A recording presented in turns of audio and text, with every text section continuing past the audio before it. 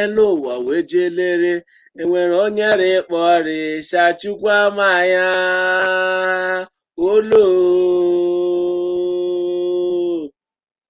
ụwa wee jee lere elu ụwa wee jee lere enwere onye rịkpọrịsha Chukwu ama ya olo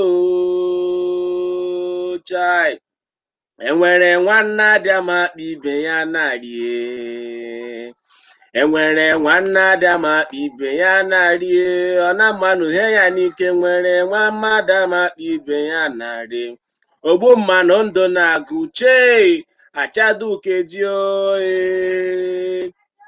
mana okwu ahụ ị na-agbagakwa n'ụmụ ya ewega m iwe chai okwu ahụ ị na-agbagakwa n'ụmụ ya aragbu n'ụmụ ahụ akwa anya kpọrọ ọha na eze si nwobịa dịla anya ọnụ ọha na eze kpecha akwa nna ya sọkwa ya nshoriko chai igbo na marana shaheji adọgụ obidokwa n'ọzọ Imo steeti aheji adọgụ ebidokwa n'ọzọ Anambra steeti aheji adọgụ obidokwa n'ọzọ chee achadukeji oe mana okwu ahụ ị na-agbagakwa n'ụmụ ya ewega m iwe ha ahụ ị na-amịgakwa n'ụmụ ya aragbu n'ụmụ ahụ akwa anya kpọrọ ọha na eze n'ụwa si nwobịa dịla anya ọnụ ọha na eze kpechakwa nna ya sọkwa ya nshoriko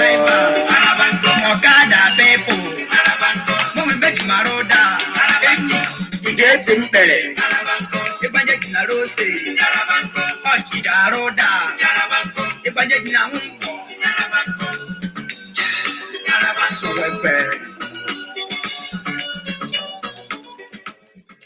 Igbo ndọmarị mma nabatakwala m n'Owerri Pikin na Shimeleke megakwa ndemeje mọnụ na bọọlachi nwanne m nwoke nwanne m nwaanyị ebe ahụ ị nọ ịbọọlachi Leke megane achim happy weekend to you.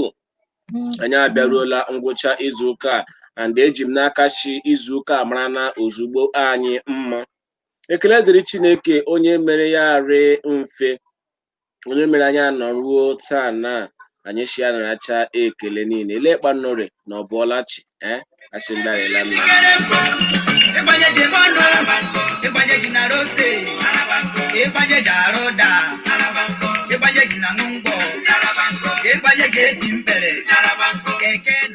amara na ma ọtụtụ n'ime nnụ ga na-achị ndị n'ime na ahịa azụghị echi gara aga, ndị n'ime na Owerri Pikin na-afụtahụ ọgbọ ahịa na anọkwala m nwa pikchọ vidio ụmụ dibịa ụwa lụgụ ọgụ mee postu vidio ụmụ dibịa ụwa lụgụ ọgụ shinwo shi ọha na eze bịa lekwa ụmụ dibịa ụwa lụgụ ọgụ ike agwụla dibịa ụwa chi biko bịa botuo unu ọgụ ụmụ dibịa ụwa lụga n'ihi na ike agwụla dibịa ụwa. Ndị osochi igbu ndị ha ọma eji agba afọ ejeje rịpọtụ post ahụ to ndị anyị Mark Zuckerberg, Mark Zuckerberg ejeje rịpọtụ ọla Mark Zuckerberg akpọ m Owerri Pikin anyị ahụ na vidio ụmụ dibịa ụwa ịlụgụ ọgụ iposturu and the vidio ahụ ịda n'iwu anyị ọrịa against our community standard na Facebook. For that reason afụdakwala ọgba akụkọ for one day, otu ụbọchị ka anyị nyere gị jee zuru ike. Ọ bụ ntaramahụhụ anyị ga-enye gị maka ipostu ebe ụmụ dibịa ụwa lụgụ ọgụ ịmachi ike agwụla dibịa ụwa chiandamaka ọwa iwe gị ya shi eshi ọzọ m ihu ga-epostu ha ọzọ ya ha like ya ha chụtụcha ma Facebook data Owerri Pikin page. Biko na onye mara na ndamaka Zuckerberg Mark Zuckerberg shinwu biko rịọma na mi ya rịrịọ ọkwa Mark Zuckerberg mere ma afụdahụ echi ile Mark Zuckerberg o nyere m ban so ayọkwa nna m ayọla m ala Owerri mụrụ m ne kama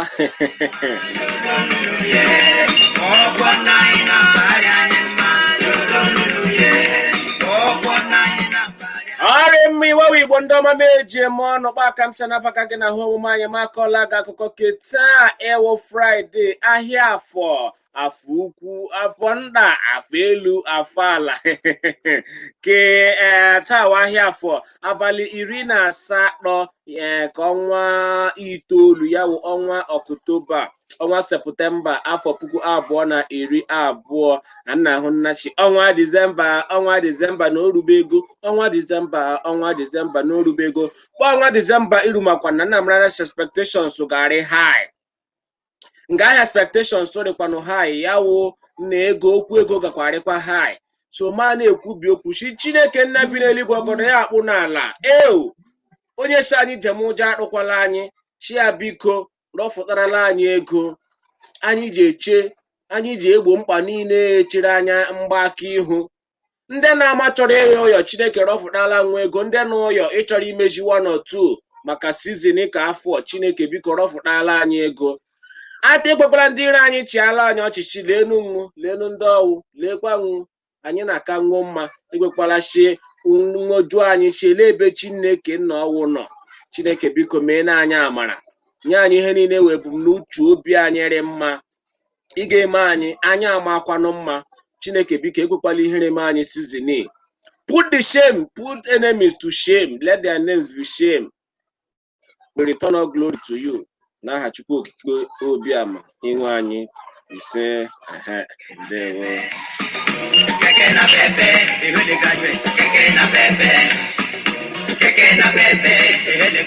Letanna edebe ọzọ arụ ọrịa mma nwanne m nwoke nwanne m nwaanyị ahụ nwere otu ihe ị ga-eme na ma otu ihe ahụ ị ga-eme na ma ọ na share broadcast biko I beg you share this broadcast immediately ka ọrịkwa nna anyị mma ịwadala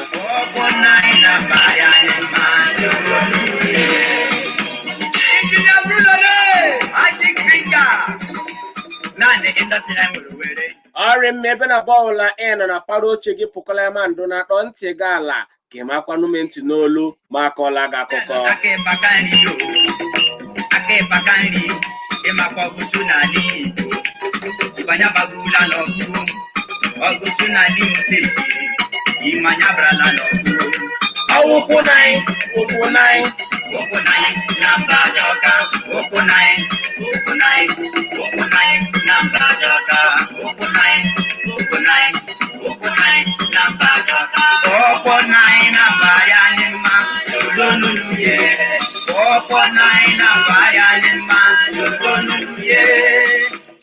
Ọchịchị steeti Imo Kende anyị Hope Uzodimma aga ya ugboro abụọ nọ na isi ya ekwuola si ụlọ ọrụ eji arụgharị mmanụ krudu akpọrọ Modular Refinery ga-ewere mmanụ 2,000 ya bụ 2,000 n'ọrụ na steeti Imo ma ya bido ọrụ na ọnwa Ọktoba afọ.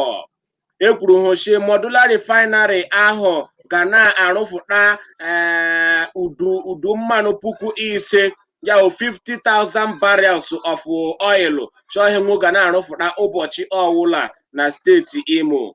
Ọchịchị etiti ala anyị kelekwa na ndị ụlọ ọrụ Watersmith nakwa Watersmith Petroleum Oil Limited nakwa maka mgbakọ aka nwa otu akpọrọ Nigerian Content Development and Monitoring Board ịgbakọrọ jihima yawo refinery na steeti Imo n'ime afọ abụọ. Ebidoro ọrụma yawo Modular Refinery n'afọ 2018 n'obodo Ọhaji Egbema ịnọkọrọ na steeti Imo. Ọhaji Egbema ka arụrụ yawo Modular Refinery.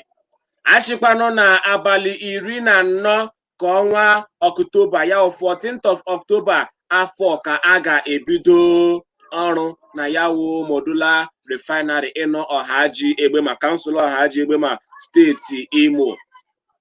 Achịkwanụ ebe ahụ bido ha n'ọrụ a ga-akpọrọ ụmụafọ steeti Imo ọnụọgụgụ nwa 2,000 2,000 youths gari employed through Modular Refinery ahụ arụrụ na kansụl Ọhaji Egbema steeti Imo.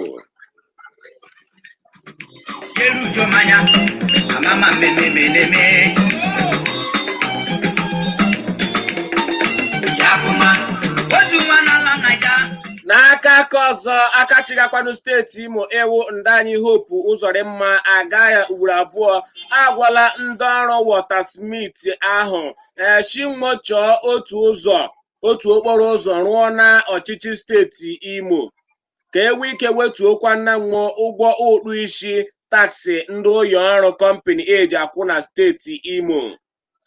Agwakwara m ochie ụlọ ọrụ akpọrọ Dangote ịnọ na steeti Imo chi enwe na ụzọ ndị kenwọrụ gala steeti Imo enwe na ụzọ ndị nwọrụ gala steeti Imo na-awa ya okpo abụọ na-edualize ya chọ Dangote rụga ya chi Watersmith nwochọkwanụ otu ụzọ na steeti Imo kwuochi ha ewe ụzọ kenwo ga-arụ na ọchịchị steeti Imo. Ọchịchị steeti Imo na-lechakwanụ ya iji kwụghachikwanụ nwa ụgwọ n'ihi na ọwụ nrụrọ nkịta na ibe ya gị dịna m ma dịna gị. Nwochi otu ụzọ rụọ n'ọchịchị steeti Imo Hope chi nwa achọkwanụkpa nwa ga-esi mee wetuola nwo taksị nwa eji akwụ rịta kọmpani na steeti Imo. Ọhịa Hope gwara nwo rịta agbatụrụ ya wụ ụlọ ọrụ Modular Refinery arụrụ na kansụl Ọhaji Egbema ebe a ga na-arụpụta mmanụ krudu a ga na-arụgharị ya maka ndị ọkpọrọ ịnọ na-eji ya.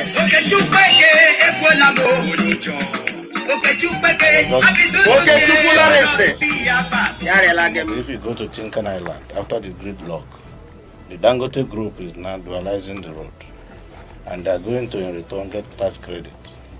I've also invited him to consider dualizing 1 or 2 federal government roads in Imo State, so we can make case for a tax credit for Watersmith, which he welcomed very well.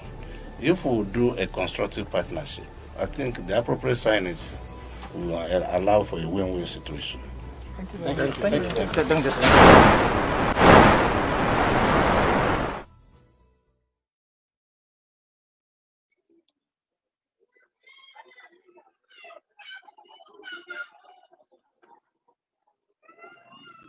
I was just discussing with the chairman of Watersmith. I said, if you go to Tinkan Island, after the gridlock, the Dangote group is now dualizing the road, and they are going to, in return, get tax credit.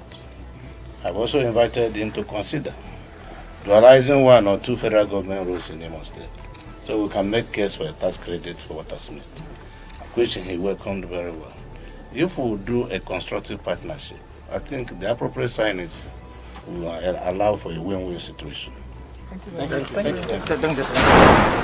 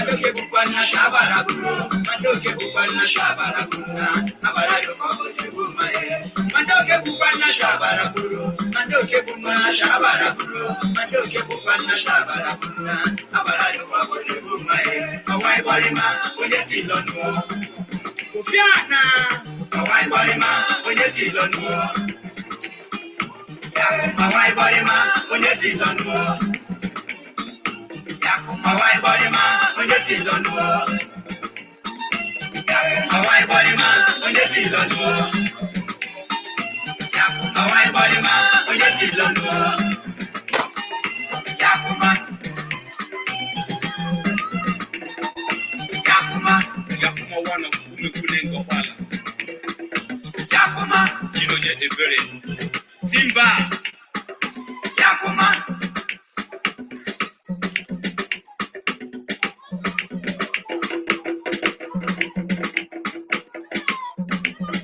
Wadegu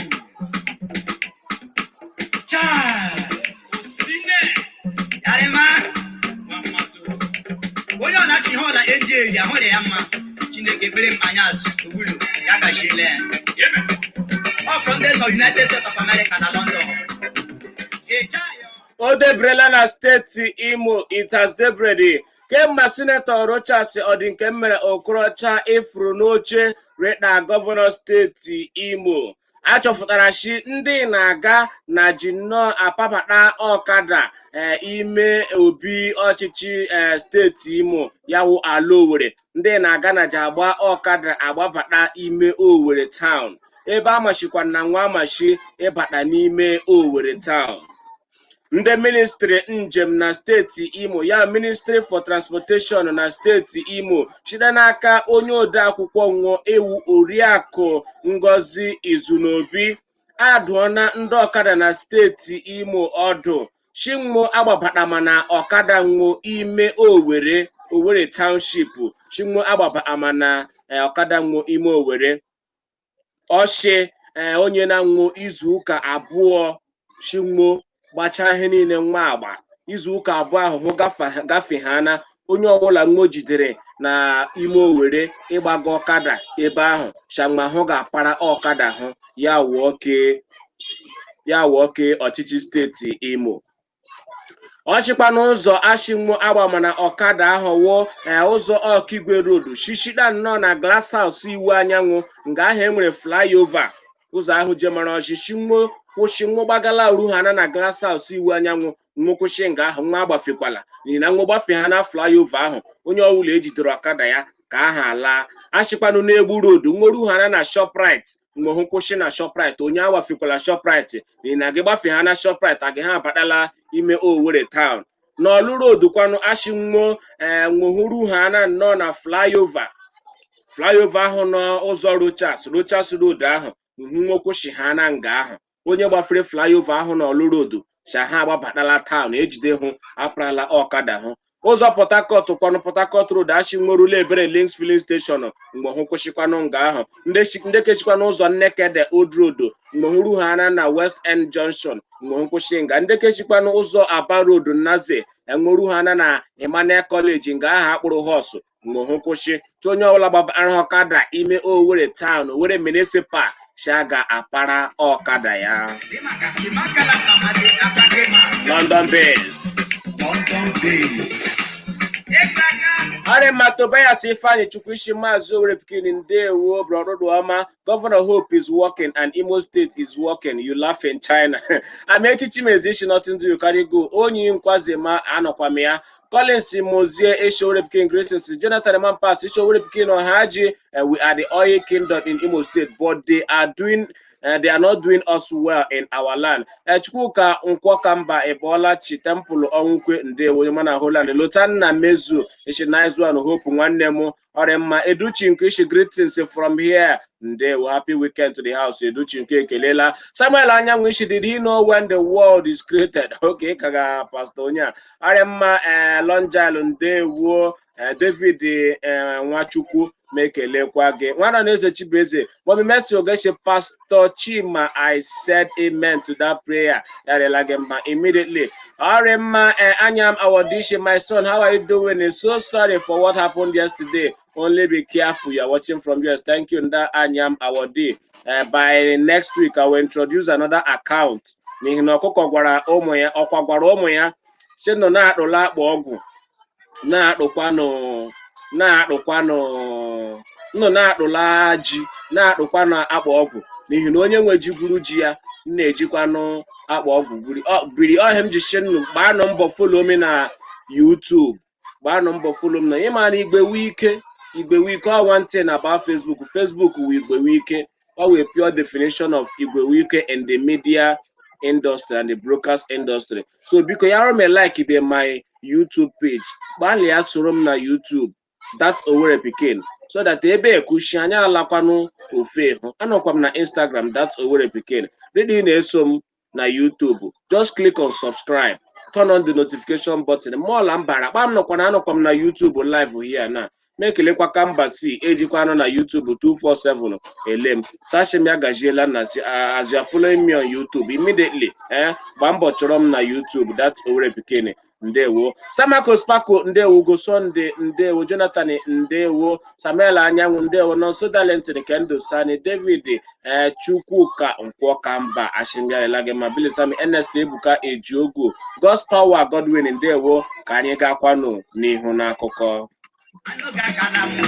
Ifeanyi Imokoro to Hawa Japan Ikemano for one day they been a power of Piapa.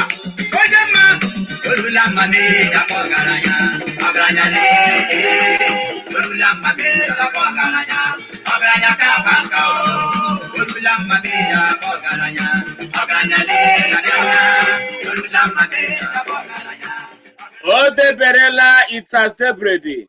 Akachiga steeti Imo ewu Ndani Hope Uzoremma agaya ugboro abụọ abịa n'aka n'akwụkwọ iwu ọhụrụ emere na steeti Imo ke akpọrọ Imo State Administration of Criminal Bill. Iwu ọhụrụ ahụ gakwa na-enye ya Hope ikikere ijide ma kpọchie onye ọwụla ọ chọrọ ijide na steeti Imo ma domakwanụ onye ahụ na mkpọrọ oge ọwụla ọ chọrọ chi onye ahụ nọrọ na mkpọrọ. Onye ọwụla o nyere iwu shie jide ọwụ naanị ya wụ onye ga-agbafụtafu onye ahụ gakwa na-abịa nara ya ikikere akwụkwọ eji akpọhafụ ya na mkpọrọ ya wụ ya mee ga arrest ugbulaka ị ga-ejeje ya sign ya na-aga akwụkwọ a ga-eji akpọhafụ gị ya rụ ma gọvanọ shi ejide gị. Ọ kagbuokwa nnahụ ọwụla gbasara ime nchọfụta tupu a na-apụfụta onye ọwụla n'ụlọ ikpe. Ọ na-awụ onye ọwụla ejidere apụfụ ha n'onye ahụ n'ụlọ ikpe majistreti steeti Imo. Onye ahụ na ga-eweta ihe ngosi prufu ma ọwụkwanụ ha ọgbụgba ama evidensi ị ga-ekwu gbasara ha ahụ ị ga-agbara onye ahụ akaebe gbasara ha ahụ ejiri jide ya wee jide ha na gugbulaka Hope shi ha na jide gị. Enwekwa ha dị na mgba na ishi eji onye mebi onye nwere ọkwa na steeti Imo ọwụ onye ama eje polisi jeje belụọ gị olo ọwụ Hope ga-ashị ebe lụọ gị ya shi ha ebe lụọ gị aga ebe lụ gị ya bekwado 2 years ị ga-anọ nga ahụ. Ayedema Muna Kodio Chichesu Aleba Tawutalo Buru Kadopinde Manu Abalaga Akwado Buru Kuyelu de Manu Nanimea Ebemo Ojuku Bucket again Ajuku Bucket again Ayedema Mbadana no Eredeba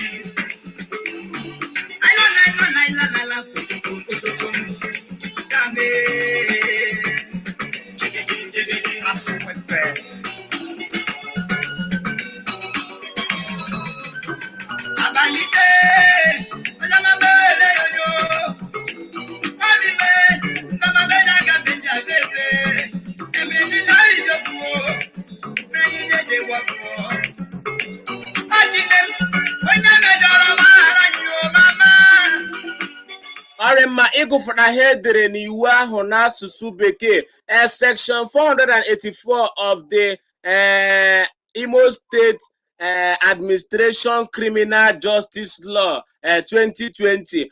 It provides that where any person is ordered to be detained during the governor's pleasure, he shall, notwithstanding anything in the Imo State Administration Criminal Justice Law 2020 or contained in any other written law, liable to be detained in such place, and under such condition as the governor may direct, and whilst so detained shall be in proper custody. Ya onye ọbụla hope shi ejide governor aresha direct asha hafu ya shaga hafu ya enwe iwu ọzọ a ga-ekwu shi hafu onye ahụ hafu ya olese governor shikwa hafu onye ahụ. Ya na-ekwu section 485 paragraph 1 of the Imo State Administration Criminal Justice Law 2020 enacts that a person detained during the governor's pleasure may at any time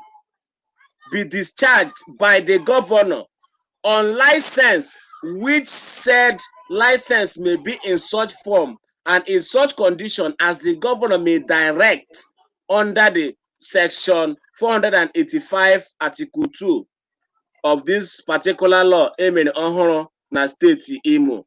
Then section 485 ana-ekwukwachi finally in section 485 paragraph 3 ana-ekwuchi of the Imo State Administrative Civil Justice Law 2020, a license may at any time be revoked or varied by the government, or where license has been revoked, the person to whom the license relates shall proceed to such place as the governor may direct, and if he fails to do so, may be arrested without warrant and taken to such place. Yawu governor release the bekwadege because he get general governor license ya nye iwu shi ejide ha anaghị detain egi ya chi release go kwa ya nwa onye ga-enye gị license before a grant ya gị bail. Ya shikpanu a grant cha bekwadege bail gị fụọ maybe dede kwuma ha governor ma ojeje nufuma ha na governor ishi so nwere ike revoke o license ahụ o nyere gị eji grant ya gị bail, license ahụ are useless, ashikwa gị laghachi ihu na mkpọrọ gị jụkwa na ịlaghachi ihu na mkpọrọ ediga ndị mmanụ nwa abịa mee gị arrest. So the new law assigned na steeti Imo ugbulaka na so obi ekrona ọtụtụ ndị steeti Imo elu like gile na akwụkwọ akụkọ white paper the all young with the major the banner headline in Ongoshi tension in Imo as governor signs bill granting him power to arrest and detain citizens at will. Ya moji soya gile kwano na akwụkwọ ahụ edega pleasure, governor's pleasure, and victims to get license from him before being freed. The particular section imported into the law, into the original bill, ya wee nwere kewu a particular section emere import na this bill esheshi were aka etiga and here ndị lawmakers steeti Imo wụkwa ndị signing ihe ndị omeiwu steeti Imo wụ ndị signing ya wụ he na kama Igbo o nwere akụkọ shimakọla nụ kọma ihe akụkọ mere obodo ụmụ achịmara bụ onwe ya akịrị na awọ ya na-azọgeze ụmụ na-akọ mbembe gbakọ ajụmakịrị chakịara iyi na jaweze ya chanwe otu nnọọ ya tụ n'ụzọ ụmụ achị ya anajọkwa na awọ shawa iyi jaweze ya chanwe daru ala rie nka ọyịyọ manụmanụ amakwe ọrịa mma n'otu okwu ahụ ọtụtụ ndị agbarụọla ihu na steeti Imo gbasara ya wụ iwu ọhụrụ emere egwugwanụhụchi ọchịchị steeti Imo nnọọ amahụ chọrọ ịkụ mgbọrọ chọrọ nnọọ ịkụ mgbọrọ ndị niile eji agba ọchịchị steeti Imo okwu chọrọ ịkrepụlụ opposition na steeti Imo chọrọ na-ekụ mgbọrọ wit iwu ahụ emere ọhụrụ Chikena na-awụ onye kwughana ọchịchị steeti Imo ashijeje jide ya onye ọbụla kwuru ọchịchị steeti Imo ashijeje jide ya ọ na-awụ ma gọvanọ kwuru si akpọghafụ ya ka a ga-akpọghafụ onye ahụ rịda ndị Kena mere na ọhaji egbe ma ndị ka isọpadeke ashijeje na-eme ataki convoy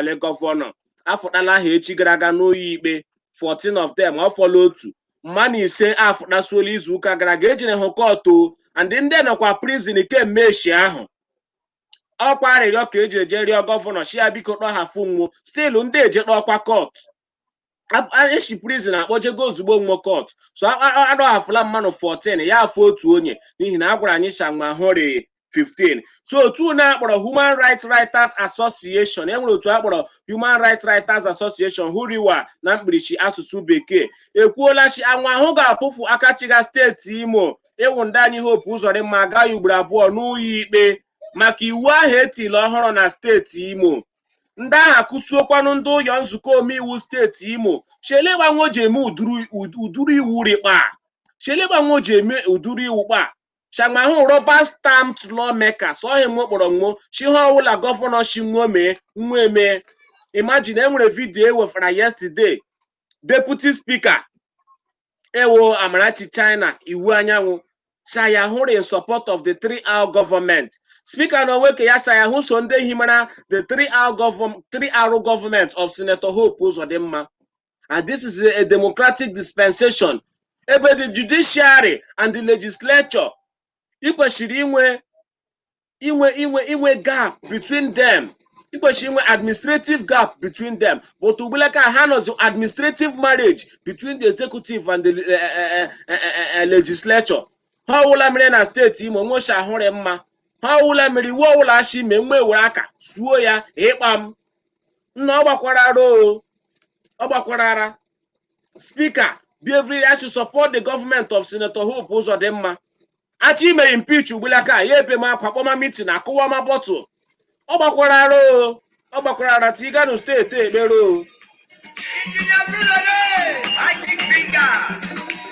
naanị indọstrị anyị nwere were meke na ga n'aba filling station aka ịpaka nri họteelụ aka ịpaka nri ịmakwa Okorobịa na obi nwanne ishi nonsense country Samuel Anyanwụ ishi my brother they will be doing all these things thinking that power will end in their hand but one day it will end now anaghị emene ya na assign one day it will haunt them and ma ahụ ga-abịa hụ nwa ebe m akwa bema ga-eche esi obi gashi emegbuga ịma akwa shọkwa ya ji aka ya jeje de datin ngwa na gọọmenti nwere si ike chenji echi ile Hope afọ gọvanọ ọzọ abata ha ahụ mmanụ mere abịa hunt ma ha ya law of karma anaghị emene ya chesi political gain political interest chesi emegbuga hụ ndị mmanụ ama ahụ shọwa onwe nwoke nwomega hụla mmanụ mere elu ụwa ọ gakwa anọkwa n'ihu chere ya ha ewu law eme ha anaghị enact so apụfula agaghị apụfu gọvanọ uyi ikpe na achọrọ ka a kagbuo iwu ahụ n'ihi na iwu ahụ arị mma ma otu imagine se mkpọ ọkpọ emere ihe ambrusu nwa ọgwụgwọ anahụ na ịfụtala daga mma ọbụla gọvanọ shi akpọfụta ya ọwụ ihe mega na steeti Imo ugbulaka na ọrịa mma Chukwuka Nkwoka Mbeshi. I said hope is an evil man. Mike ishi why Imo lies allowed this 419 to continue to mess up the state in the area. Ọrịa mma Okorobe and Obi ishi they will always make law in their favor. Bad governance system in Nigeria. Lutanna, thank you for joining us on YouTube, and they will please you can still do well others and follow me on YouTube. Makechi Hope was my best governor of Imo State, Lutanna Mezu. Or my Jonathan the man pass issue would have became what of our lawyers, so they don't have power again. On the lawyer make subsection 12 of 1999 Constitution as amended. Prince Chimoji what made him criminal, bro? My mother God's power is she go put on the Stella Man, Stella Man, Bolachi. Obina Johnny show good morning. You are just coming online. How you go Sunday war is she but is he is no more governor, but God of Imo State. Samuel Anyang show who made such constitution in Imo State. Are we practicing autocratic government in Imo State? Toge Fefe Bolachi. Toneskin de watch Stamako Ishe he want to be Buhari of Imo State by giving such order. And Mike Ishi complete Supreme Court governor. My people, everyone, not have blessed nation. I'm watching from Dubai. Please send me this your music, please. Or message me on WhatsApp. Dennis Bolachi. Emma is send Jonathan Isho will begin. So our lawyers don't have powers again. Or my mom is still a man Ebolachi. Vitus Ehido Monyomana Paris Ebolachi. Elekwano maka ogame ogaba ahụ anya ya rụkọrọ anya sashim ya rela ya makelekwala m ya immediately. Orema anakwuru Chibeze miracle she hope ụzọ dem jo. Orema Madikinsley I hope Father Mbaka is seeing how Imo lights are happy as he said. Orema ka anyị gaa n'ihu. Arema onye ndị papa otu ka ụwa dịba ibe koro gị na bụ oge jemi ya gbara je tinye nke ya o.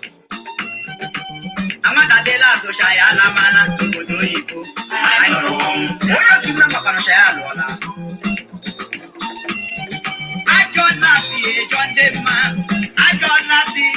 Lawrence Okechukwu Ishihobi, the governor, is not trying. He is trying to become a dictator. Okay, Ishi Ijugamo or try a dictator in Imo State. A man of power is intoxicating. Obarara. Kinsley make it chiga.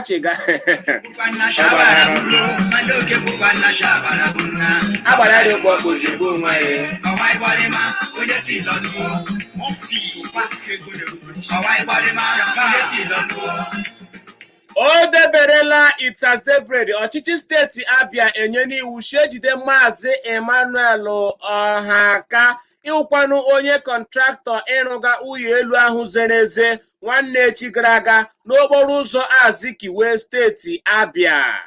Achịkwana a ga-apụfu ya ụlọ ikpe ma ya wu ejide ya. Na ihe mgberede ahụ imere he ozizi ahụ Manishi anwụọna achọpụtala shi Manishi anwụọna pee iwu ndị ụyọ ahụ ikugburu n'ime Manishi ahụ kwanụ akụkọ kroshi ụmụaka abụọ ndị nwanyị nwụrụ nga ahụ ụyọ ahụ ịdara ashịkwanụ ụmụaka ndị ahụ ụmụ nwanyị mmanwụ epela agidi chinwojere chejihere agidi ebihụ n'akụkụ ebe ahụ eje nna ahụ nga ahụ jire agidi enwo na hụrụ ọnwụ amakwanụ shi ụmụaka ndị ahụ nọ nga ahụ ọ na-awụ mmachi jiri nne na nna nwụ a na-achọ nwụ enwe onye ahụ ebe ụmụaka ndị nọ ashi onye manụ meje nna ahụ nga ụyọ zere ashi enwe na ndị avụfere ụmụ nwaanyị nga ahụ nne na nna nwụ a na-ajemakwanụ ụyọ ọba nchekwa ozu mọchụarị ma a na-ruru nga ahụ ya erejie ya rụshi ụmụaka abụọ ndị ahụ ozu nwụ na dọrọ amọchụarị ya rụshi anọghị nga ahụ ụyọ ahụ akụgbuo nwụ ụmụaka nwaanyị abụọ ndị ahụ rịkwanụ otu ri afọ 14 14 years ebe ka ọzọ nọkwanụ afọ 16 16 years anọghị nga nwojire jirila mmanwụ agidi ụyọ ahụ zere na Azikiwe road akụgide nwụ nwa nwụọ pee ya erejie ọgbarara bukwana shabara guru. Mandoke bukwana shabara guru. Mandoke bukwana shabara guru na. Abara yo kobo jebu maye. Mandoke bukwana shabara guru. Mandoke bukwana shabara guru. Mandoke bukwana shabara guru na. Abara yo kobo jebu maye. Awai bole ma oyeti lonu. Ofiana. Awai bole ma oyeti lonu. Aremba Anyam Awodishi, this is not normal. Oh. Let Imo people stand up, protest and reject this, for we are not slaves. This law cannot stand. No way. Okorobeni Obiwan Ishi, if I may ask, what's the meaning of democracy? No freedom of speech. To hell with Nigerian system of government. Christy Ebirimishi, so what it means is that hope is now the law. Anna Honaya. Mohan and Ratod Ishi, greetings from here. Owerepkin Day War. Toneski Nebechku Ishi from day one. Hope Uzodema has no good plans for Imo State. Obinwa John Ishi, God please help us in this Imo State. Stalaman Ishi, Imo is the worst state in Nigeria. Tell him to go to Edo State to see how governors works with his people. Mohan Ratod Ndewishi APC has nothing to offer as a party. Ifeanyi Ogoke. Ifeanyi Ogoke. Let message go. Let them tell him to ask him back. Obinwa John Ishowere Pikini. What kind of law is this? Because Mark Collins Uche Ishe Idi Amin dictatorship. Ano Kuruchibeze miracle. Eshe Hope Uzodema is a criminal. Madi Kingsley, I hope Father Mbaka is seeing him. Orema Osha Edwin. Ndewo Onyeze Udo, happy birthday. Yesterday I wasn't online to wish you, but happy belated birthday. Onyeze Udo na Germany. Yarela Gemasa. God bless you immediately. Kendo Sanindewo Paulinus Obolo Mado. I think Mbaka can see the type of prophetic governor.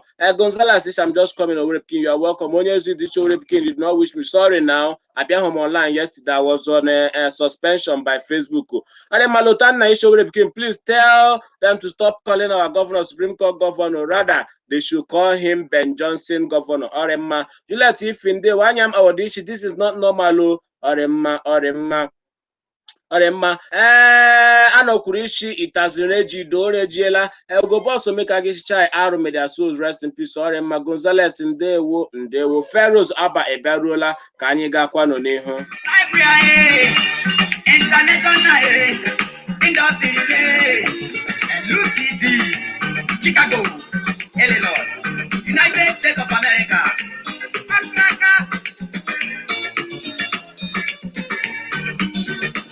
Chifule Emeka name Emeka Kanuo Atakata abo.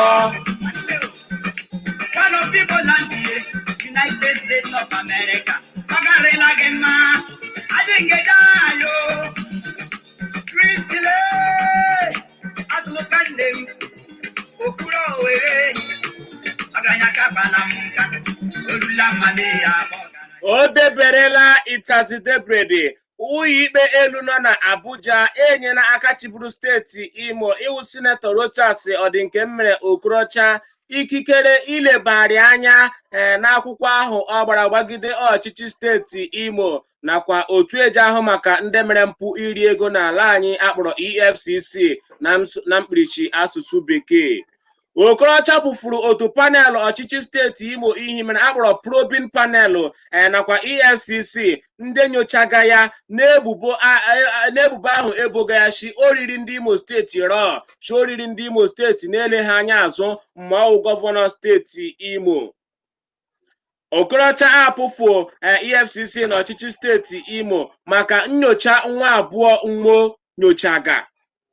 Okorocha shele mere EFCC na-enyocha m n'otu he na ọchịchị steeti Imo ehimakwa otu panel inyochagakwa m n'otu he. O kwesịrị iwe otu nde ga na-enyocha ya. Ọwụm sacha EFCC panel steeti Imo abịajụma ha akwa m ajụjụ shimsama ha akwa nwo ya apụfu shi uyi ikpe kwushi nwo n'inyocha ya otu mma kwushi nwa abụọ.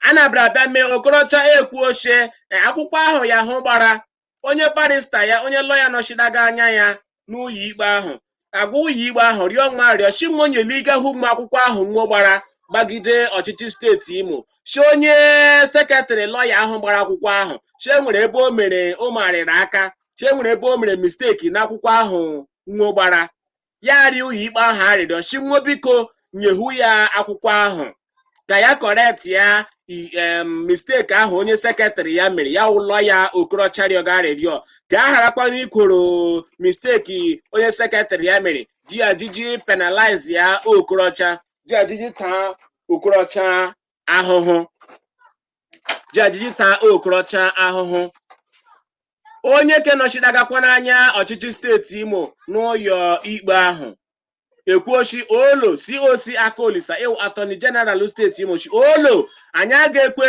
nna-enyehukwala Okorocha akwụkwọ ahụ nna-enyehukwala ya akwụkwọ ahụ ọ gbaala ya ọ gbaala ya anyị akpịmakwa n'ọnụ wu anyị akpịm n'ọnụ ekpemakwa na ya wu ikpewu ekpe mana ya biko nu nna-enyehukwala Okorocha akwụkwọ ahụ n'ihi na anyị amahụdo ebe ọ chọrọ ebe o mere misteki ọwụ anyị amakwanụ misteki o jeje kọrekt ma enwere ha ọ chọkwa na adị na ya dachi mgbe enyehukwala mana ugbulaka na ụlọ ikpe ahụ enye na Okorocha ikikere ijeje were hu akwụkwọ ahụ jeje kọrekt akwanụ ya wu misteki ọchị emere hụ na ya wu akwụkwọ nwo gbara gbagide ọchịchị steeti Imo na EFCC.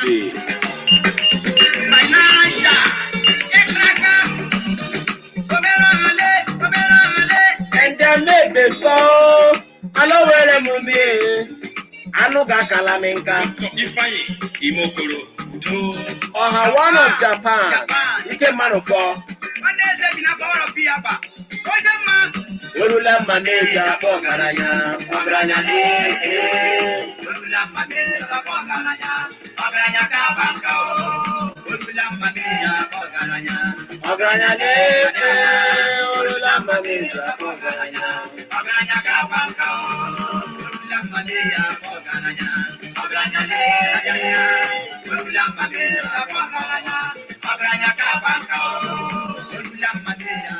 ọrịa mama were ohere ekele gị Vitus Ehidom onye ọma na Paris France kes on levoa Jesu ivotulevou ivotulava banani chele ndeja avotula ovo qu'est-ce que c'est le oui la Jean Mazi Okoro Ogo Williams Paulinos qu'est-ce on voit les gens l'amkelegaya champia ya relaya magodogoje kwa ya immediately oui c'est moi chi ore maklela Mazi Okoro Ogo Williams Paulinos ashem ya relaya ma ndoma na France ya gajela nwo immediately. Anyị ma kelekwa gị Noble Ike ụbọchị kelekwa gị Ugo Boss Omeka Agụ kelekwa gị The General onye ya nwaanyị ya mega birthday taa ya rela nnọ mma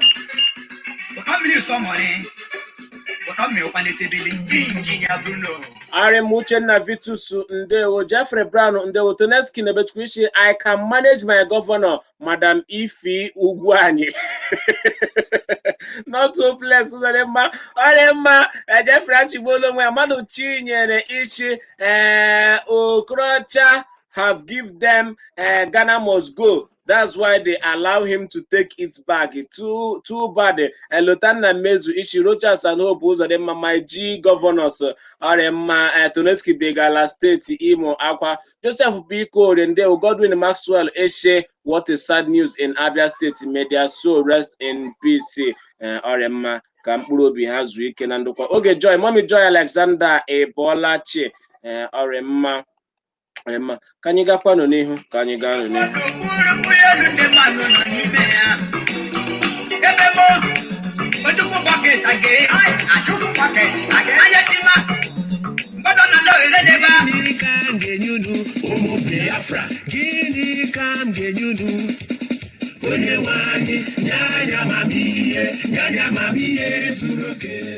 Gerenu ọkwa otu IPOB na Malaysia ji ohere na-echetala ụmụ Biafra niile gbasara okwu onye ndu otu IPOB iwu Maazị Nnamdi Kanu kwuru shi enweghị herita emume Oktoberfest na ala Biafra afọ shi onye ọwụla ekwekwala nwa ya je gaa machini eji aga nwa ejeje eme emume independence ala Nigeria Maazị Nnamdi Kanu shi a ga-enwe lockdown n'ala Biafra shi emume ahụ aha ga-enwe isi n'ala Biafra afọ shi onye afụrakwala jee gaala ndị iro Biafra machi shi onye ọwụla nọrọ imiyo ya shi onye afụrakwala eji na 1 October 2020. Ndị tili aka n'ọkwa awụ Maazị Anthony Obilo National Coordinator IPOB na Malaysia nakwa Chris Mgbaṅụrị ịwụkwanụ Akụruyo na Malaysia.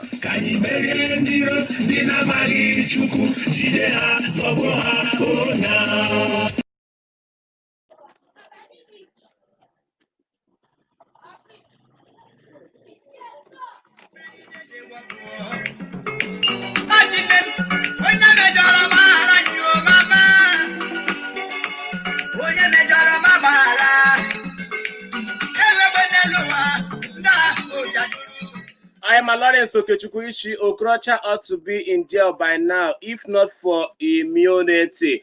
O deberela o, it has debrede. Nwanne anyị nwoke iwu ọgadagidi n'ala Igbo iwu Pete Edochie ejikwa na-eme ihe onyonyo n'Hollywood ebeela akwa shi ndị otu Islamic Movement of Nigeria akpọrọ Shiite na chụgayo na nwa ahụ chụgaya igbu ya maka he onyonyo o mere akpọ Fatal Arrogance. Ndị otu Shiite shi Pete Edochie ahụ jega onye isi mmụọ iwu Elza Zaki ma na-emekwa ka ahụra ndị otu Shiite rịda ndị omekome. Ebogidere hụ Pete Edochie ebubo shaha ejela jejenara ndị ọchịchị Naijiria ego aha ejela jejenara ndị Hausa ego ijiji katọọ ma laluokwa aha nwowu ndị Shiite. Pete Edochie kwukwa na shi aya ahụ amahụkwa ha ewu nsogbu ndị Shiite nwoji achụgharịga ya achụga ndụ ya na-etretini life ya chiọwụkwa fim ka ya hụ atịrị chi fim omokwugakwa ụka ya aha fụrabe chi onye nwekwesị ịnọ na-achụgharị chi onye nwekwesị ịnọ na-achọji ahụ onye dere ya wuhe onyonyo nakwa onye rọfraga ya wuhe onyonyo ahụ onye nwekwesịrị ịnọ na-achụgharị chinwa chụmakwa nna ya ahụ naanị acting ka ya hụ actiga cha ha ya nwe the film ahụ acting ka ya hụ actiga chinwohu jee chọma onye nwe ya uhe onyonyo ewukwanụ Kingsley Orji anọsi ike chahụ onye nwohu kwesịrị ịnọ na-akụsu awụhụ ya. Onye isi ndị uwe ojii ala anyị ekwuokwala okwu gbasara fim ahụ shi ndị Shiite ya ha anụ na mkpesa nwonyega shimoje were akwanụ ya wụ fim ka ya hụ lenu na marakwanụ he mmokwo achụgharịga Pete Edochie shi egbuo ya wụ Pete Edochie. N'aka ka ọzọ onye ndu otu IPOB nakwa ndị ọzọ inwere ọnụ na IPOB akụsuola Pete Edochie maka ha onyonyo ahụ o jiri jeje fụọ n'onwe ya n'uwe ndị Hausa chi ahịrịla onwe hụ reshi ndị iro ala Igbo chelekpa hụ ji nnọọ eje chọcha fim hụ ga-atị ya wuru fim ndị Hausa ka hụ ga-atị shaha na ọchịchị ala Naijiria ego na je eme na nwụọ fim chi ndị ọchịchị Naijiria na ndị ugwu Hausa aha akwụọla Pete Edochie ụgwọ ha ejeje na-eme na mmụọ fim ahụ na janjawidism agbarara.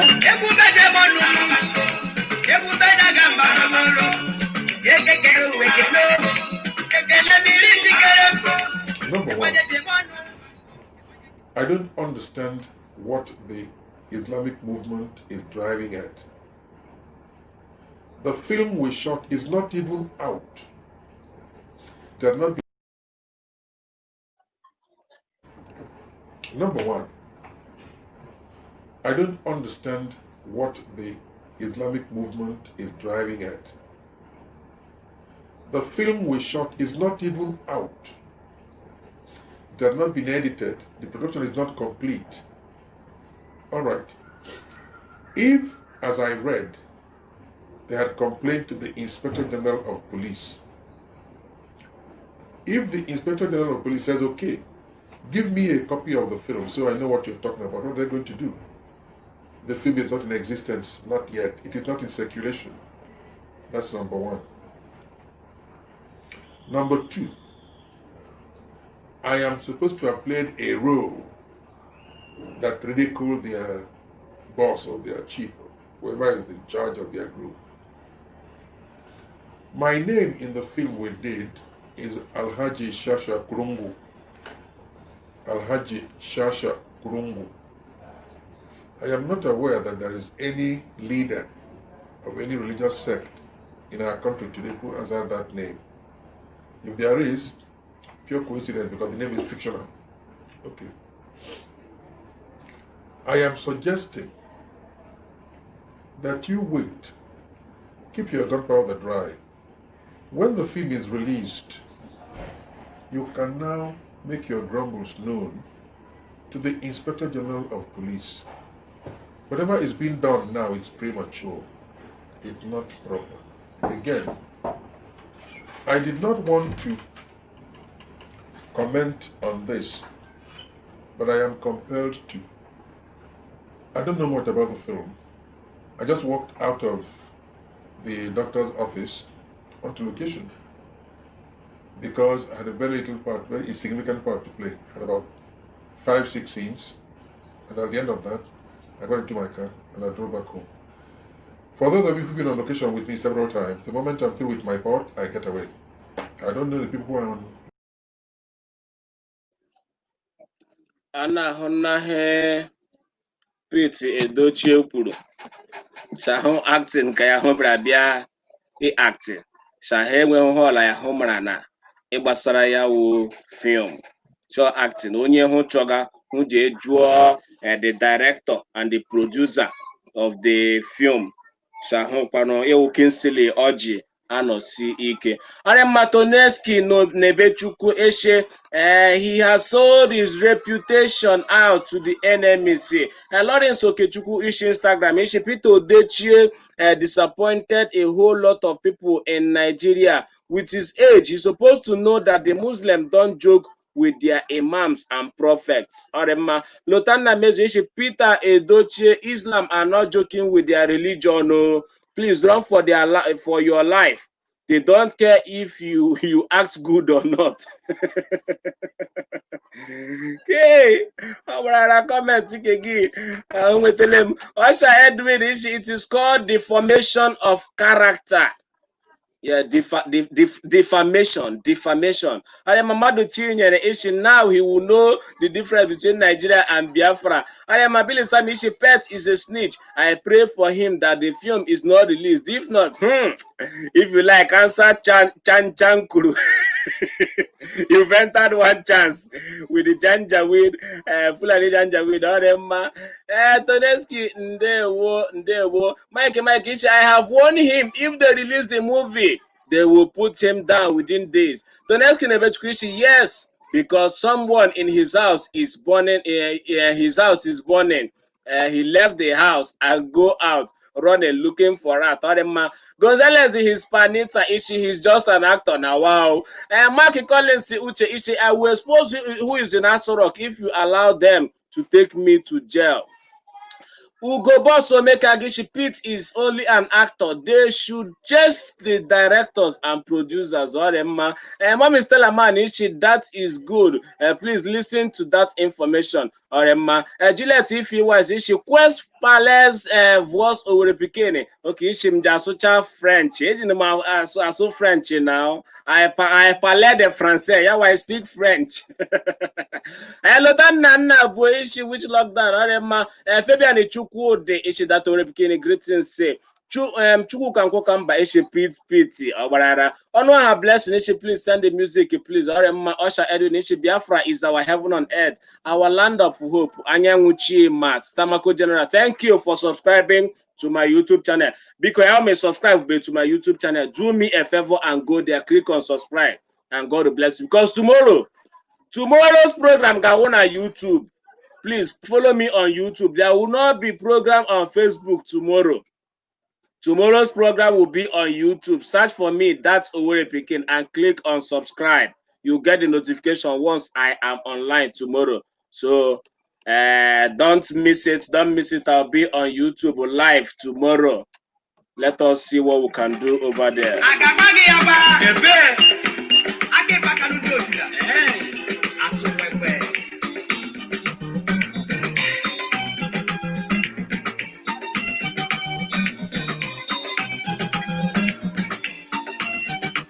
Enwere onye bịara na nke ya na Owerri ya kuma. Enwere onye bịara na nke ya na Owerri ya kuma. Isi ya tufu ka gị na Owerri ya kuma. Papa onye bịara na nke ya na Owerri ya kuma. N'obodo Owelu Ụra na kansụl Owerri North steeti Imo ka otu onye pasịtọ aha ya Evangelist Bertrand Uzodimma ịrụ na ụmụ ejima ndị enweghị ụyọ obibi ya rụọ na nwu ọnụ ụyọ abụọ ebe nwo ga-ebi. Evangelist Bertrand Uzodimma shi aya hụ nụrụ shi nnọọ enwere ụmụ okorobịa abụọ enweghị mkpọrị nwari shi enweghị ebe obibi ya ejekwanụ shi ejeje hụ gbanwochi jejere ọshi mgbe ya hụ ruru ebe ahụ ngụ ụmụ okorobịa abụọ ahụ ha eji ajia ahụ wutere ya ha wudebe mmanụ Chineke kere eke ajiafu. Evangelist ahụ anashi aka ya hụ mara na ahụ ya mmụọ Chineke ha agwa ya chihụ bido ọrụ otu ihu chi hụrụ na ụmụ ejima ndị ahụ ụyọ chi ya ha ebidokwa otu ihu rụmakwa na ụmụ ejima ndị ahụ ụyọ ọchị ha emekwa na ya hụ ji arụga ụyọ aha ahụwo mmụọ Chineke ahụ gwara ya rụọ ya ọzọkwa inye na ndị mmadụ aka ahụ ji amashi ya so ahụ enwekwaghị ya hụ zọga ahụ enwekwa onye ndọrọ ndọrọ ọchịchị ya kama ahụ ihe mmụọ Chineke dila ya ahụ ihe ya mega si ahụ ji alaiki inye na ndị mmadụ aka chi inye na ndị mmadụ aka ahụ ji amashi ya chọọ ihe mere ya ji bido ọrụ ya ahụ.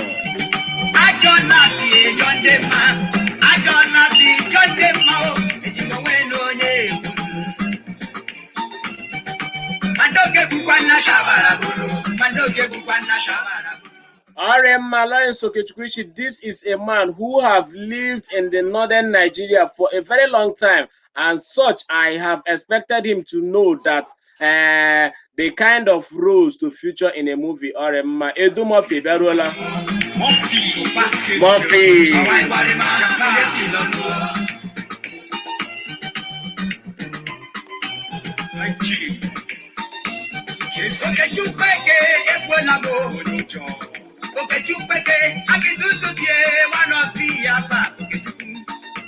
United States of America,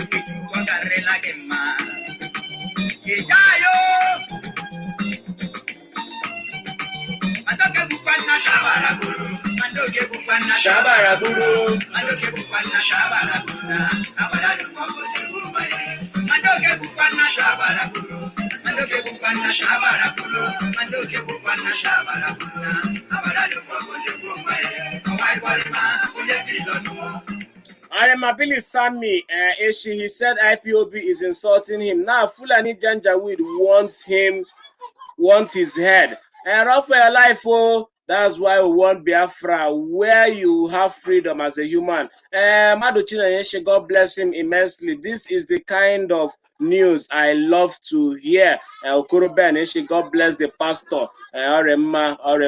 Okoroben, the man is from my community. Okay, Simon. Oremma. Chukwu Ebukeshi, nice one. Lutana Mezeshi, yes, let it be on YouTube tomorrow. Let this Janjaweed stop attacking my comments. Attack. Oremma, tomorrow we are holding a program on YouTube. So visit my YouTube page and subscribe. That's Owerri Pikin, and God will bless you immediately. Now, Sutherland, I'm laughing in my Mbano language.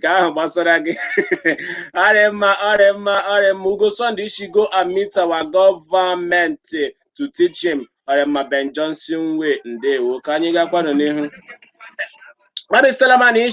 any of them that is against Biafrans and Nnamdi Kanu will always get himself in trouble. Juliet, if you was there, Ezudo, the Udeshishi Malaga Spain.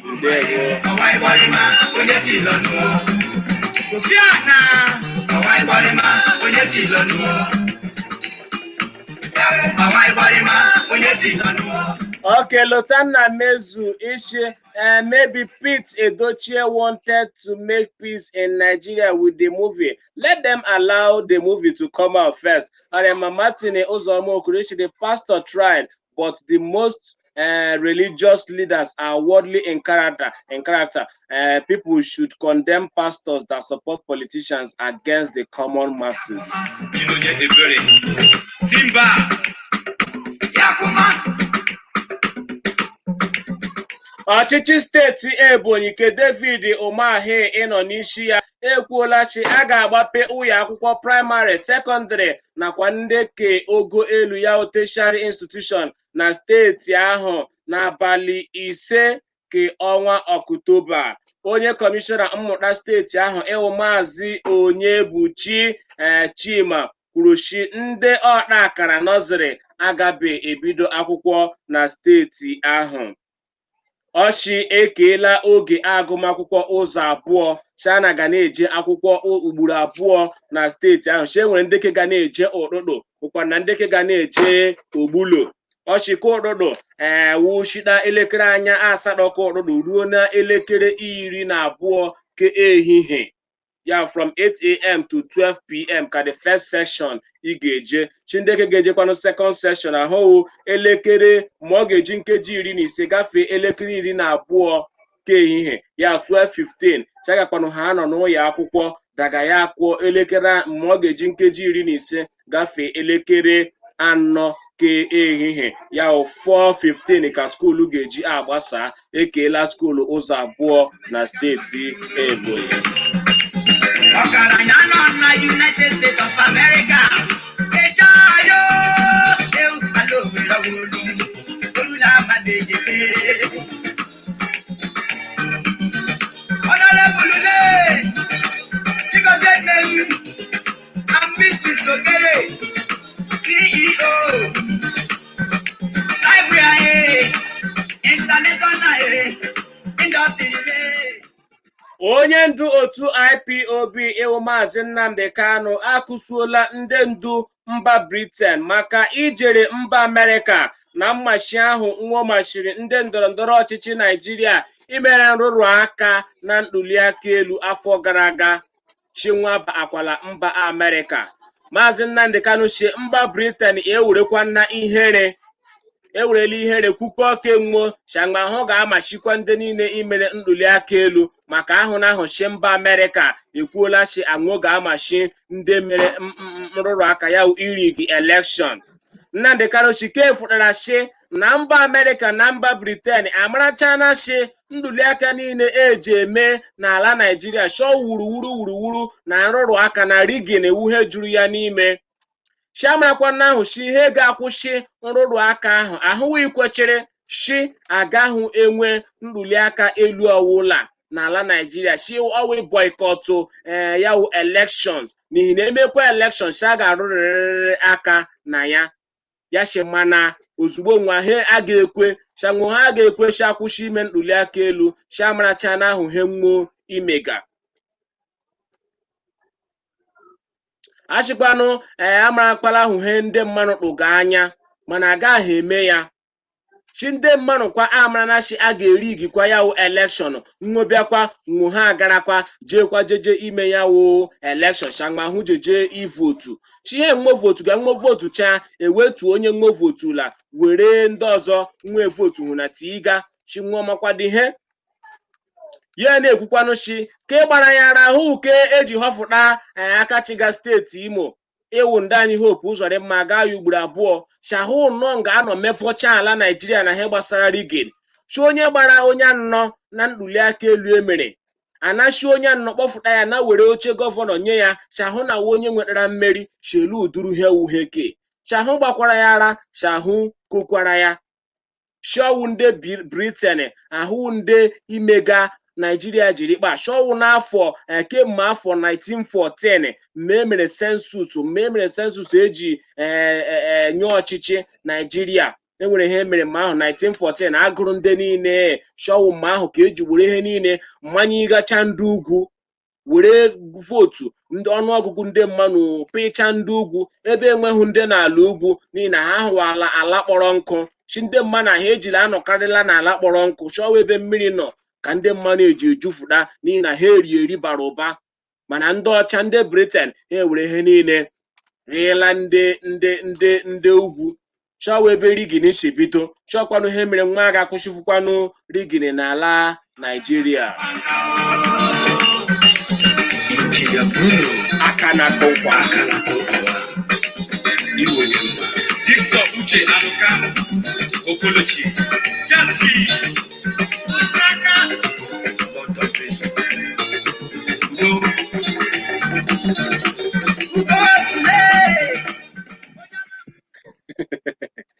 Arema Osha Edwin ndị nwere chọrọ ịkwụ ụgwọ leti chọbara ugobọs omeka agụ mmadụ tinyere each afternoon school they want to produce more blockheads. Lutani yes the Ebonyi State Governor did well. Paul Azebana Siegbu sorry I'm late, you're watching from Senegal. Tell me who nah work it direct, direct. If you want to pay direct this time. Pay direct this time. We may not do a member account for late coming dues. On top, good luck. Martin Okoro issue reasonable pastors should support Biafran restoration. Orema. Ka anyị gakwano n'ihu. Osha Edwin issue British amusu.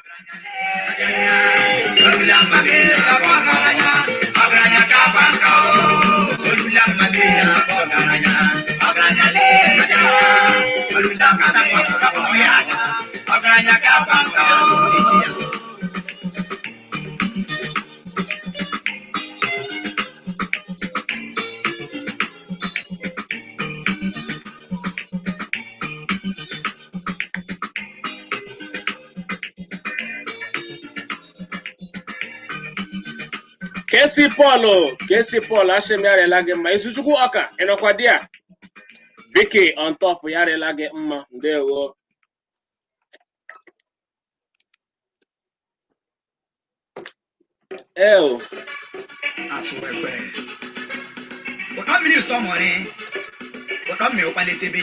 Engineer Bruno Abadi abokiri ko ile awa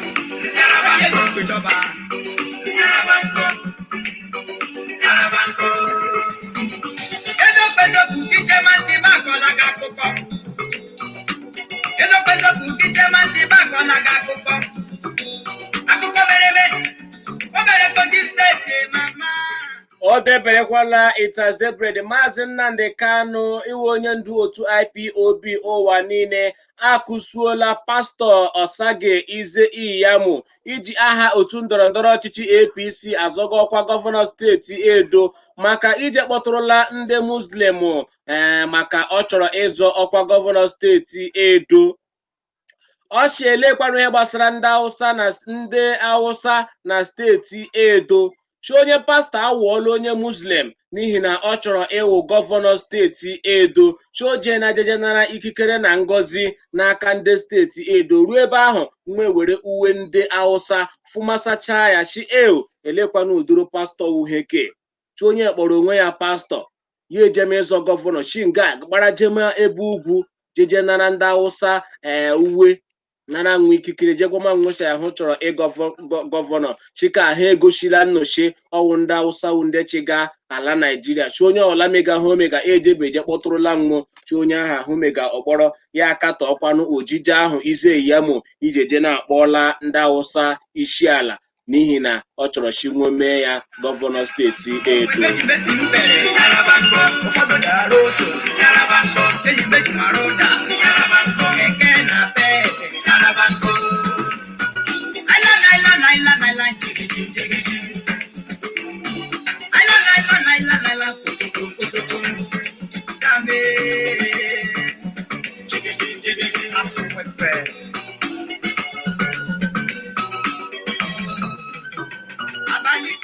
Akachiga steeti Rivers ewu ndị anyị nyesom eze Nwowike akwụsị alụmọgụ o mezuola nkwa o kwere chi ayahụ ga-enye ndị ọwụla ịga ekwu ebe a ga-ejide onye ntọrọ mmanụ eji enye nsogbu ọjọọ na steeti Rivers ejikwa na-akpọ Bobrisky nde naira ijeri naira nde naira 30 ya wụ 30 million naira ka Nyesom Wike ikwere nkwa ọ ga-enye ndị ọwụla ga-ekwufụta ebe a ga-ejide ya Bobrisky ịwụ a notorious kidnapper enwere na steeti Rivers.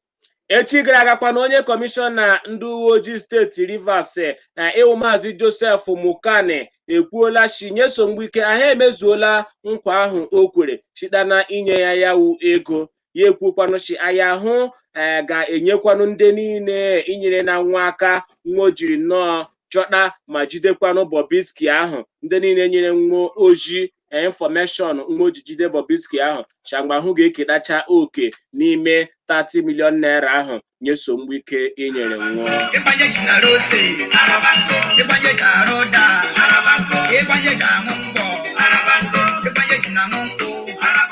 O deberela It Has Debrede ọkụ Riover ọkụ has over the egedesila na steeti Edo reda a ga-eme ntuliaka elu gọvanọ steeti ahụ echi bịa reda akachiga steeti ahụ ogbulaka na ịwụ Godwin Obaseki nọ na-achọ ka ahọfụta ya ugboro abụọ ebe Adams nwoke ajọ njọ Oshomole nọkwanụ na-agba ya ụkwụ chatutuo ya n'oche shahụwu onye ọjọọ ka akwanụ pastọ Ize Iyamu Osagi.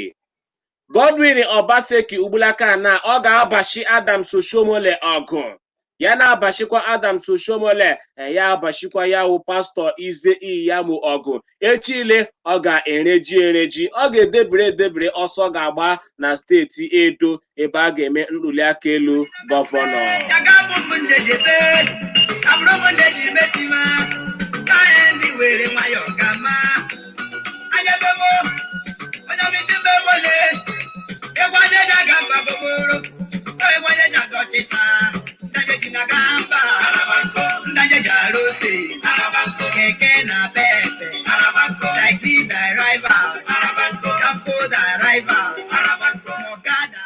O deberela na steeti Rivers It Has Debrede ndị ọrụ kansụl obodo steeti Rivers emeela ngagharị iwe gbasara ụgwọ ọnwa 14 30 month salary ejikọrọ nwo. Ndị ọrụ kansụl obodo 24 ya 23 local gọọmenti enwere na steeti Rivers kwuru shi anwahụ ga-eje mfe ịga aka ụkwụ ya wụ strike anwahụ ga-eje strike na Mọnde izuụka abịaga ọchị edegide n'aha akwụkwọ degide akwụkwọ na-arịọ ka akwụ ọgwụgwọ niile ejikọrọ nwo mana enweghị ụgwọ ọwụla akwụrụ nwo. Ọchị izuụka abụọ ka nwo nyere ọchịchị steeti Rivers chi nwa okwu ụgwọ nwo mana izuụka abụọ ahụ aha agaala chi enwekwa ụgwọ ọwụla akwụrụ nwo chi ahụ na-aga emewu anwahụ ga-anaje mfe ịga aka ụkwụ straịkị amaranụ ma ọchịchị steeti Rivers ka Nyesom akwụcha alụmọgụ Wike nọ n'isi ya ọ ga-eme na nwa ebere kwụọ nwa ụgwọ 30 month salary nwo.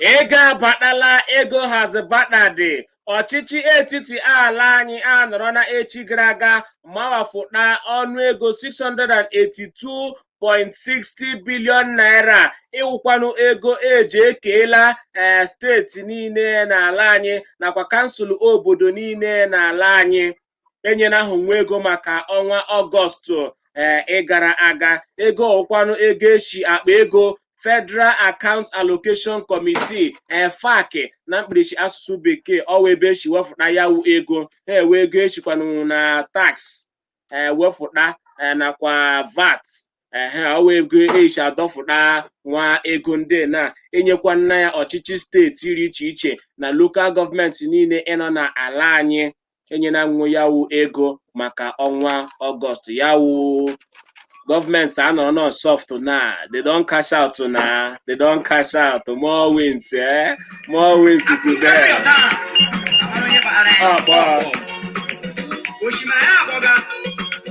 High Chief and Mrs. Kelechuku Kennedy MD Aka Blogu, one of Owerri West local local government. Director, Housing, Medical Mission, American Base. Osote onye isi ala anyị ewu Prọfesọ Yemi Ekwulekwula Osinbanjo amachiela ndị Naijiria ịnọ na mba Ghana azụga ahịa obi ike gbasara ọnọdụ ọjọọ ọchịchị mba Ghana idosara nwo n'ogwe azụmahịa nwo. Anamarasị agbachiri ihe karịrị ọnụ ụyọ 100 ndị ala Naijiria nwe ọkacha ndị Igbo agbachichara ya wụ agbachi ebe ndị Ghana isi nwo kwụọ nwo $1 million dollars. $1 million ihe ndị Ghana isi nwo kwụọ. Yes, ihe ndị Ghana isi nwo kwụọ maka ụgwọ enwere ụgwọ nwo kpọga ya. Ohe ndị Ghana isi nwekwo kemgbe ahụkwanụ ndị na-ebe ahụ obi ekuru na nwu elu. Osinbanjo nabatakwa na ndị Ghana dila ya nwere nzukọ echi gara aga ya ekwuoche ọchịchị ala anyị na ndị Ghana ha bịana na-ekwu okwu gba ga-esi mee kwụsị ya wụ mmegbu emegbuga ndị bekee anyị ịnọ na Naijiria ịnọ na Ghana chiegwu ahụ kpa ga-esi mee hụchi ndị Ghana ha emegbuga ahụ ndị bekee anyị ọzọ. Mana Osinbanjo kwukwara si okwu na ha anọma n'ọdụ ha ewekwala iwe chi okwu a ha anọma n'ọdụ n'ihi na okwu a karịala otu ọnwa ekwumara ya wụ okwu. Ndị minista ejeena Gbajabiamila spika ejeena ndị sinetọ ejeena ya wụ okwu kalitokwara eliga. Mana Osinbanjo kwugakwanụ shi okwu aha hụchikwara ike chiokwu aha hụchiri ike chi mba Ghana aṅụhụ ekwega chahịa ha rịchahụkwa mma n'okwu ahụ nwokwuga chi mba Ghana ahụ ekwega mana mba Ghana ha ekwela nwo nkwasha ma hụ ga-ahụ he nwo ga-eme. Mba Ghana nọkwa n'onwe kenwo na-ekwuchi Naijiria ahụ chọgakpa ha emerela nwowu Naijiria mma chi nwa ndeke nwowu Ghana nwa ahụ chọgakpakpa omekwarịla ebe kenwo mma chi nwe onye here mma arịhụ mma chi nwekwa na onye ha ọma eji agba afọ. Showu Naijiria pụ ụzọ n'ọnwa Ọgọst afọ gara aga mma ejeje gbachie bọda nwo chi onye abatala lee bọda nwa a ndị Ghana gbachie chi ndị Ghana apapata mana ngwa ahịa makwa bọda jikọkwa Naijiria na ndị mba Afrịka ndị ọzọ chi nọ na gbachine bọda chi ndị bekee anyị abịa mere bekee nna abịa akụrụ nwa ihe nwa oge eri nna na chi ndị bekee nno na mejima ama a Ghana shahari nọ mmanụ chi aka onye wetara ka eji eso ya chi nna agbachie na bọda chi anya erila na chi ndị bekee nno ịnọ ebeke anyị nwa omeme ọfụma anyị gakwa na-achọ ụzọ anyị ga-esi emegbu onwe. So amara na m chi ihe Ghana gbagakwanụ Naijiria kọndishọn Ghana nyega Naijiria ugbula ka na-awụchi nwa gbatuo bọda ya rụma nwa chọrọ cha hafụ ndị Naijiria ị na-ebe ahụ chi nwa gbatuo bọda ọ kọndishọn enyega ahụ nwo mana ọchịchị Naijiria agaghị ekwu ya n'ihi na achọghị hụ ịgbatu ya wụ bọda.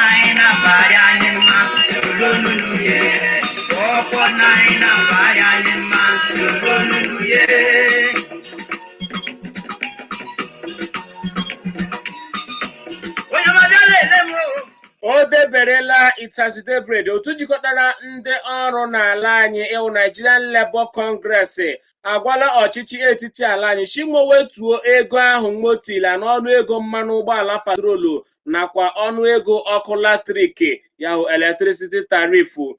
Onye isi otu ahụ ịwụkwanụ Ayuba Waba chi enyere ọchịchị etiti ala anyị izu ụka abụọ 2 weeks ọtọmatum chinwo wetuo ego niile ndị ahụ nwotila n'ọnụ ego mmanụ ụgbọala na ọnụ ego ọkụ latrik.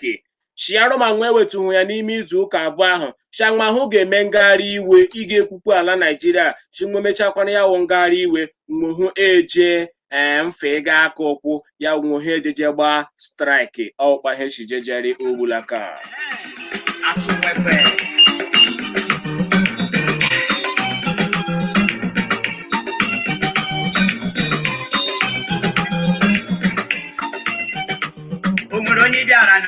Arịm oge fevọ ndewo Lotanna ndewo Chidubemi Ukwuegbu isi ọrịa mma na Lotanna Ken onye ọbụla kpụga ọnụ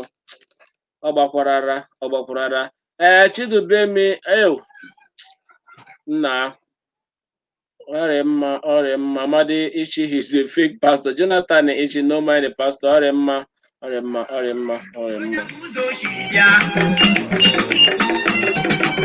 Ronya manu doshi na bianu dalo wele yakoma yeme chopanye gada lala dalo wele yakoma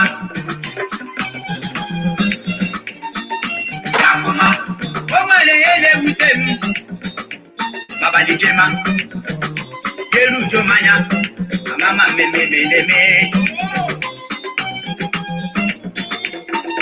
yakoma otu mwana langaja aga monacha jelo kota America ora ko yokulayo oyoma yakoma manda ba alala na no yawo yeke mo kenge chao ke manzi onyere ndi mama onyero makenye yare ma onyere ndi papa oto ka o wadeba ibe koro gelabo oke jemi abara je tinye nke yawo amada de la so shaya la mana obodo ibo anoro oyo tuna makano shaya lola ajo lati John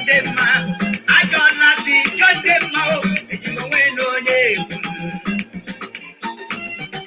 mandoke bukwa na shabara ọrịa m ụmụnne Chineke ji chọọ m mma ebe ka m ga-achịkọ ya na hụ ụmụ anyị makọla gị akụkọ keta onye wụdakwana gị aka ụkwụ nwanne gị nwoke enyi gị nwoke Maazị Uchehara Prince Chima the counselor that Owerri Pikene echile na-echefukwala anyị ga-enwe nzukọ anyị na YouTube ka anyị ga-ezukọ tomorrow, so biko do well to join me on YouTube. For ndị ahụ mesiri m yesterday, Facebook blọkụrụ akaụntụ m yesterday ọhememe abịa ahụ Auntie Annie Ogechi mekelekwa gị ndewo bịaruola.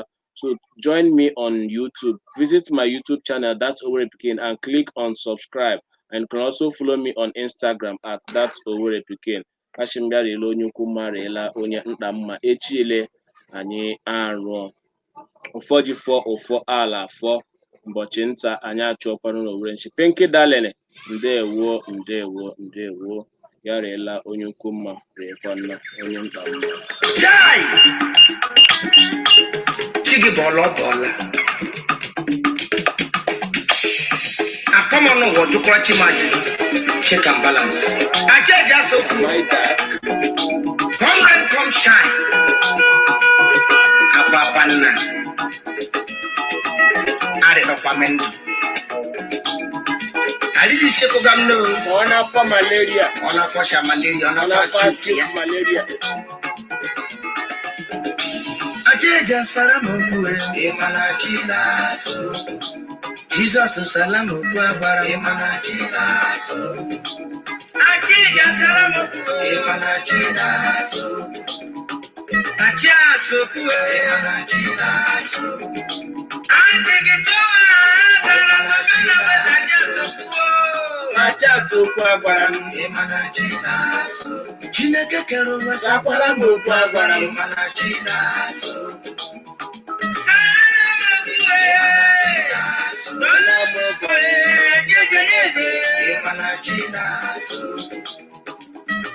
Chimda emanachina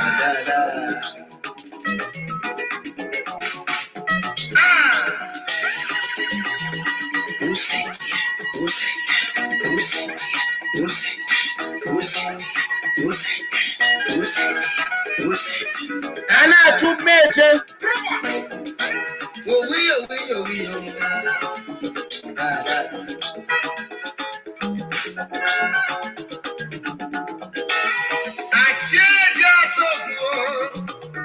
acha eze salamu gwagara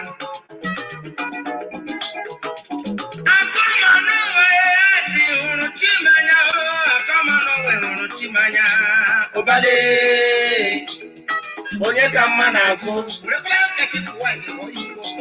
ama wodikiza gbarịa ya ụbana nweze shabeka chako omega duro we shall walk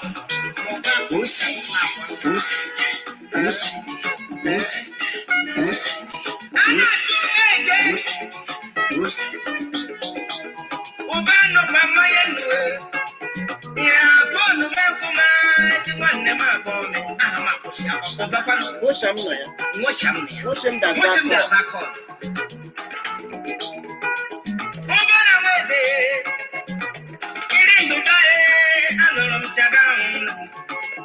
Oweshi. Olo da. Olo. Enyi ni chimari rinduwe. Eriga yeri miga kono. Ndao shamawuna.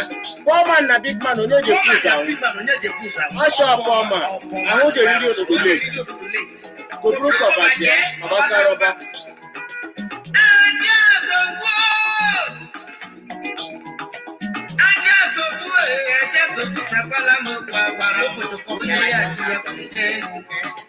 Yenye moja dola ya mega bitaga chiga kuje nebo na ayamapa usemana kina so timda emana kina so Sakwala moku agwara. emana kina